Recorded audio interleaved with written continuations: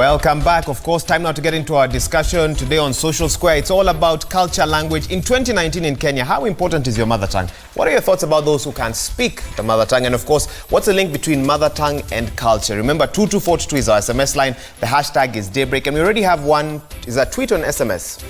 We have a tweet. Let's put that up on the screen before we engage. Trevor. Engineer Lazaro says, language automatically reflects your culture and the environment you were brought up in. So those who don't have language? Those who can't speak their mother tongue? Yeah. You've lost your culture as well. Yeah, you've lost your culture and your environment. Well, let's not talk about that right now because we have Floyce Mukabana, Brand Kenya CEO. She hasn't spoken before, so let's give her a chance now. Your thoughts on branding Kenya and the tribes that make up our country? From a Brand Kenya perspective, we realize that as a nation, we are made up of 42 different tribes and different cultures. 42 or more? 42, 43. 42, yeah. And that's quite a good thing. And these are the ones that feed into a national identity. But we have to agree, as a matter of national identity, it has to be a unifying factor. So as a language, as a national language, it is good for us to have one or two that unify all of us. But that doesn't mean that language does not have a place in national identity. If you look at the logo that Brand Kenya uses, it's a Maasai bead that has been customized to identify what Kenyans value of their own. So language is important. It should be fostered, but it shouldn't be a policy that you have to learn. It's either, it shouldn't be in the law. Yes, that it's either a language or not, or you don't have to have one. So that's one of the things that you have to consider. It's a good thing. And when you're looking at it from a national branding perspective, these days, the new language to learn is Mandarin. Why? Because everything about China is where the business is going. Yes. So if you push yourself to a point where you can now even use your language to brand your nation, it's a good thing. So does the language relate to culture directly from the Brand Kenya perspective? And if it does, how then do you break it down with all the 43 languages that we have right now? What is the unifying factor? Because if the language is related to my culture and his culture, we may be different. So what is the unifying culture? So, what is the unifying factor? Trevor, what I'll tell you is that language is a subset of culture. It's one way you're expressing your culture. And as a country, we have to identify what it is that unites us as a people. And you'll find that all these aspects are, when you look at how Kenyans are viewed as hardworking, entrepreneurial, generous, all of them have got their roots in the African culture. So you'll find that culture actually has a role in identifying who you are as a nation. So as a nation, we have identified ourselves as all those factors, and there's something to unify us. So as a nation, not an individual. Yes, language is part of it, and the language we have chosen to use is Swahili and English. Your co-panelists are itching to get it. They're not even. Eko, toa maoni. Let's be honest. In this nation, how do we use language? I know, right? What do we use it for? If we can't use it positively, why should we entertain that? Why should we encourage having these many languages? At the end of the day, you notice if someone looks at you and they see you kona rangi ya giza, by default, they start speaking certain language. Wanna switch. You notice it's for division. It's not for unity mostly, these languages. Mtu akikuangalia unakaa rangi ya mwangaza, language inaenda automatic, like nikuite kando acha tuongee kama mtu wako wetu. So it's not for unity purposes mostly. I think if you can't use your phone as a parent, if my kids can't use their phone nicely ama wisely, I think take it away from them. These languages mostly in Kenya, we use it. If you notice post-election violence, I almost died because of these languages, just because I couldn't express myself in vernacular. I was being walieka radio wananiambia hebu sikia kwanza hizo radio. Wananiambia hebu sikia hiyo tuambie anasema nini kwa radio. Wow. Yeah, so you have to translate in real time. I'm from that tribe, but since siezi ongea, I was almost dying. So these languages, let's be honest, if there's something I'm thinking we should even do away with, is all these other languages. Look at these other countries that have never experienced post-election violence due to tribes, divisions and all that. They've never had, let me say, vita za kikabila. Tanzania, it has more tribes than Kenya. But juu wameshindilia kuongelea Kiswahili more than all these other vernaculars, they are way ahead and compared to huku in terms of unity. Divisions za kivita za tunakaa chini huyu na huku.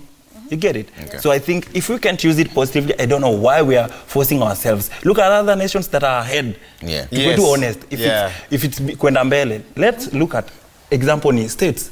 Kuna hata ni countries ziko ndani, US. But they all have to learn one English. English and operate with it.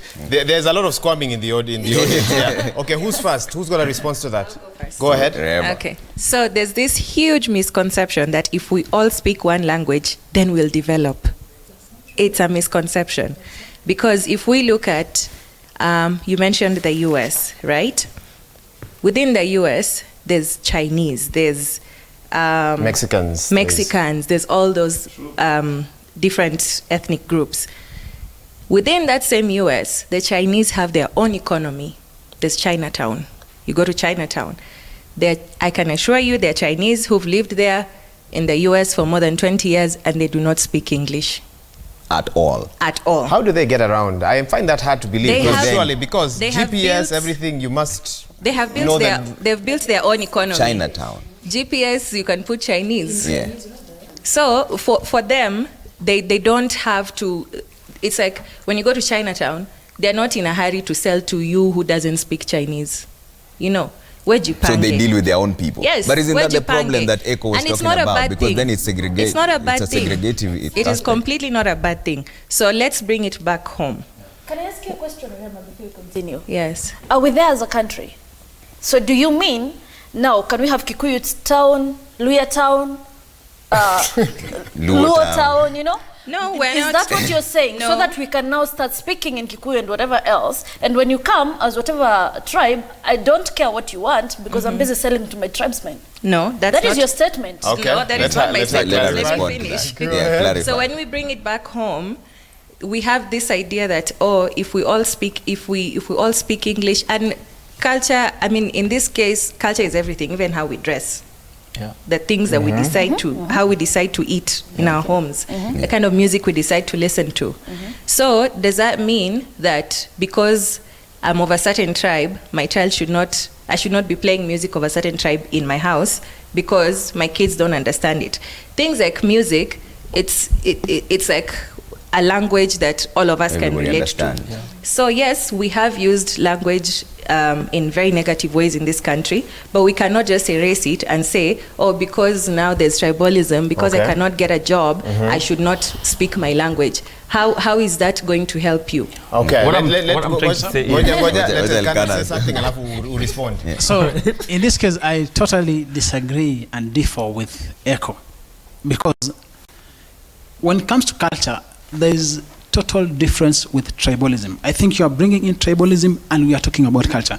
In culture, there are some practices, there are some teachings that are best addressed in language that ones understand better. Today, you woke up, you're born in a society where they, let me use Kalenjin or Kikuyu, that there are some practices that actually doesn't entertain immorality in society. And right now, the reason why we are having high rate of crime in our society today is because there are some teachings that, as the young people, we did not pass through because these things were not conveyed to us in a better language that we understand better. Like, for example, the act of killing.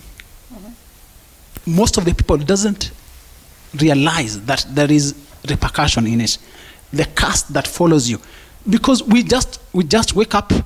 We don't want to learn about culture. We don't want to learn about teachings in the past that actually will have us. So the teachings that are lost in time. Yes, the teaching. These are the vital things in the society when it comes to culture. I don't agree. Eko Let's be Dydda, honest. I tell you this. Communication. I don't know that to me fingers, and I'll still understand you.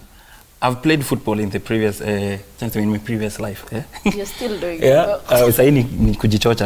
But to be honest, in football, we mostly speak na actions. Like hata naweza ona tu body language and I understand you. In this generation when tumefika, people say wanatumia hadi my emojis kuongea.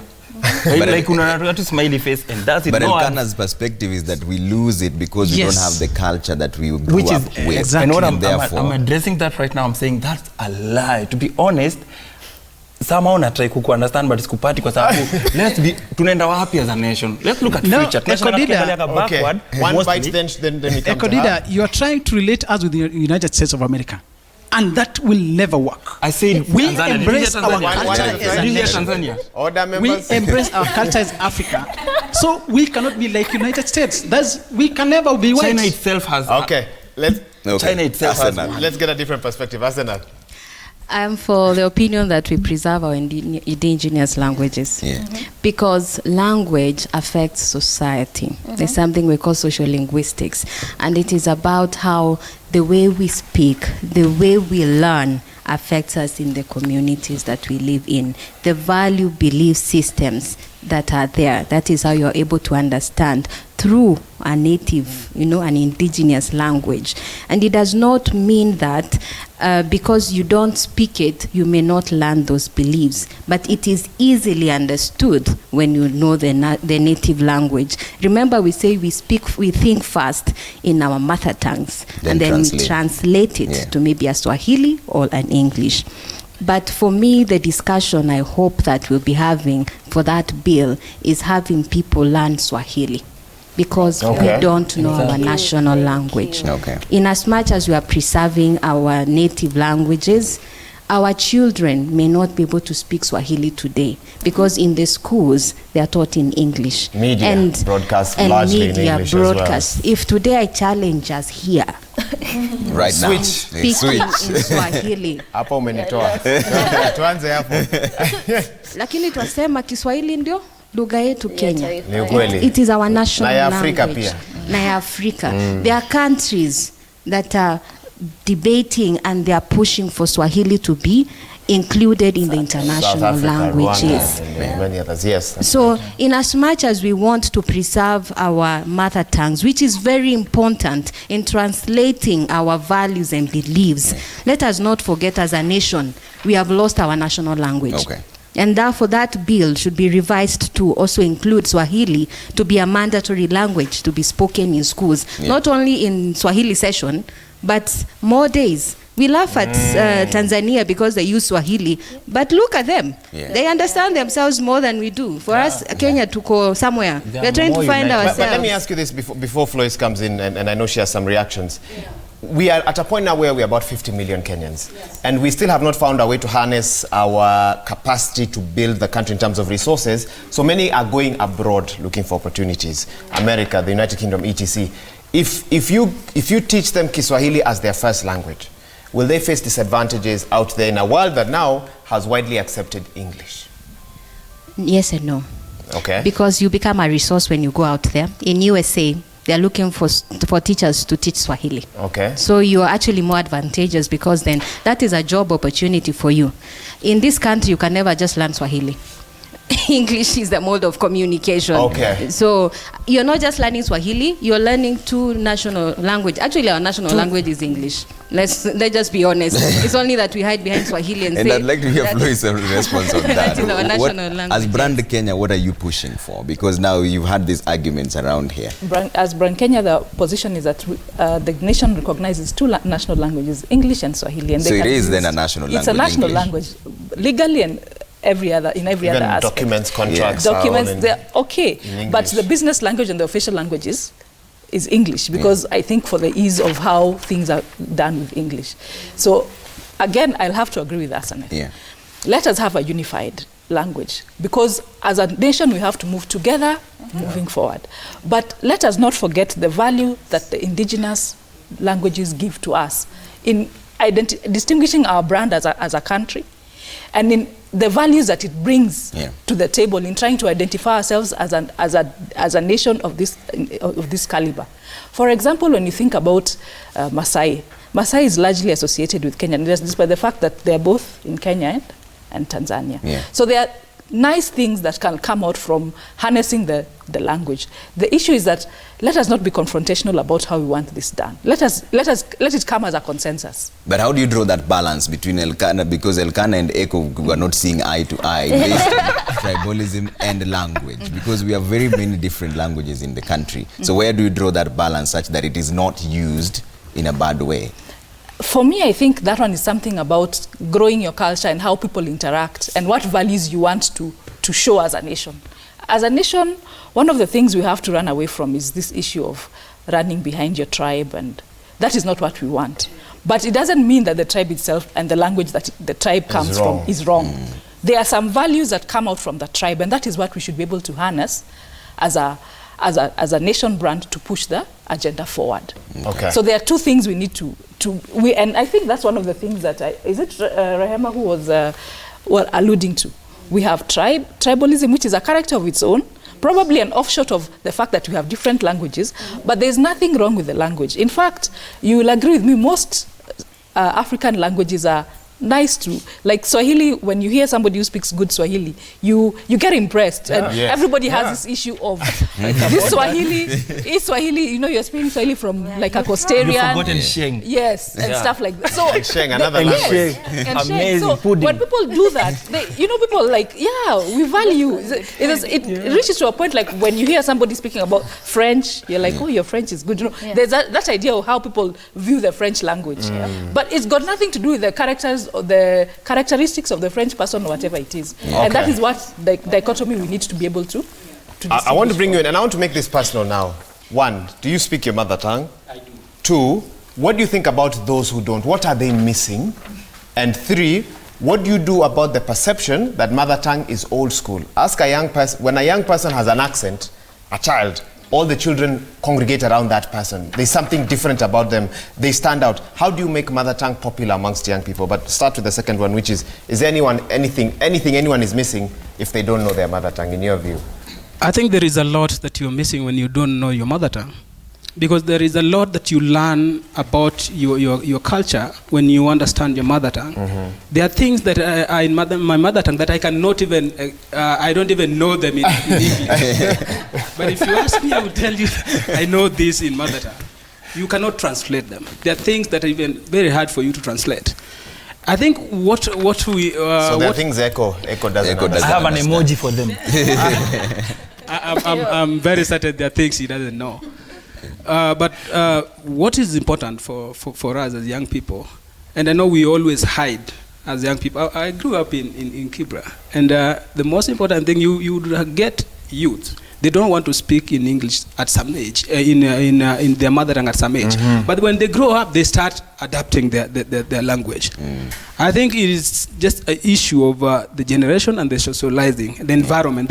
When the environment puts you into a level that you want to speak certain language, speak that language. If I go home, I don't have to speak Swahili with my grandmother, my other uncles at home. I speak Swahili, I speak the Luo that I speak. One thing that Kenyans need to know, and we always hide, there is what we call negative ethnicity. That is what is hailing Kenya. That is what is eating us. I have no problem Wahiga speaking his mother tongue. But what comes to my mind when he speaks his mother tongue is that there is something you're hiding, or there is something that you don't want me to know. There is something that you don't want me to know. Until we start getting comfortable that you can be speaking your mother tongue and you have no problem, and that is your business. We always give example with Tanzania. Tanzania has got more than 120 tribes, and it's not that they don't speak their language. They do speak their mother tongue. But they don't care whether Waiga comes from this mother tongue. It is not important, when they don't care. So they only look at what value are you contributing? How do we embrace that? Let us embrace culture. Culture is very important, and language is very important. But we must caution that bringing this to schools, that it has to be a curriculum somewhere. Yes, exactly. Doesn't make sense. It's wrong. It's wrong. We're chewing too much that we cannot buy. Already we are waiting for textbooks. Students in Ayani primary schools that are Maasai, others are Somali.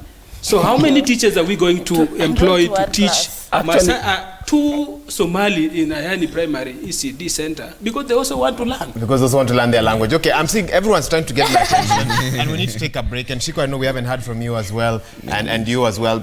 So we take that break. We have some feedback. Then we take the break. Then we come back. We'll give the others a chance to speak. All right, let's bring them up. All right, that's Austin from Nakuru, I believe. He says, I'm a Luya that speaks fluent Kikuyu with the Kalenjin name. I think making mother tongue mandatory at a young age is a bad idea. Let cultural centers be used to teach culture. I'm a Kenyan, I have no mother tongue. Let's embrace unity as a nation. We are way past ethnic differences. Fluent Kikuyu with a Kalenjin name. My goodness. Okay, let's take a look at the next one. Victor Obiri from Dagoretti. Article 7 of the Constitution is clear that Swahili and English are co-official languages. Swahili also is recognized as a national language. Under the same article, the state is required to promote and protect the diversity of language of the people of Kenya. Furthermore, it is expected to promote the development and use of indigenous languages because that is who we are as a nation. All right, let's still see. The SMS line is 22422. Nixon Dugire from Kindaruma says, breaking a culture that was laid down by forefathers is not the way to go. However, blending cultures and making languages inclusive is quite in order. Okay, thank you, Nixon, for that. Faithful viewer of Daybreak. Okay, 3 tweets. First one, I am David Bett. Please be advised that culture cannot be cascaded down to the next generation. People should embrace their culture. Eko Dydda is just trying to justify what he has done in his house. Okay. All right, and Just B says the English maintained their native language and spread it to the rest of the world. And last one here, Agumba Steve. Anybody who doesn't feel pride of speaking his or her language should delete patriotism. Wow. Okay, from his or her views, culture and language go hand in hand. Well. Okay. All right. That's new. Okay. And on that note, we're taking a quick break here on Daybreak. Keep the hashtag at Daybreak, SMS 22422 at Trevor Mbija, Twaiga Moura, Zinzi K. We'll sample some of your views during this broadcast. It's all about culture. Don't. Would you name your kids, I am blessed? I am blessed. Or keep it real? That's a tough question. There's a guy here who did, and the kids will come and explain to us what the reaction is when they are hanging out with Owino, Kamau, and Kibet, and then I am blessed. And I am blessed is an entire sentence. It's a sentence. So, yes. We'll have that when we come back.